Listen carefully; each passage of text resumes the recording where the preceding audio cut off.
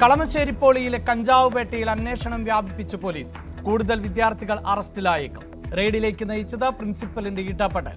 Holy ആഘോഷിക്കാൻ കഞ്ചാവ് എത്തിക്കാൻ സാധ്യതയെന്ന് പോലീസിന് നൽകിയ കത്ത് ന്യൂസ് 18. 2 പേർ കൂടി കസ്റ്റഡിയിൽ. കൂടുതൽ ക്യാമ്പസുകൾ നിരീക്ഷണത്തിൽ. എറണാകുളം ചേരാനെല്ലൂരിൽ 1 കിലോ കഞ്ചാവുമായി യുവാവ് പിടിയിൽ.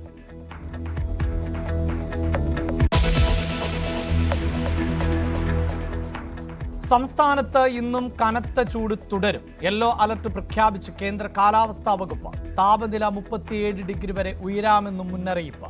പാലക്കാട്, തൃശൂർ, കോഴിക്കോട്, മലപ്പുറം ജില്ലകളിൽ അതീവ ജാഗ്രത.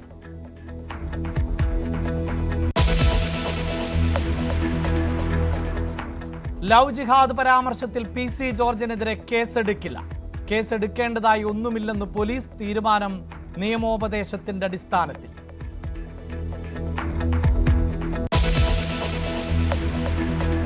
തെറ്റായ നിലയിൽ ആ സ്ത്രീകളെ ഇവിടെ കൊണ്ടുവന്നിരുത്തി വേണ്ടാത്ത സമരത്തിന് ഞങ്ങൾ എതിരൊന്നുമല്ല.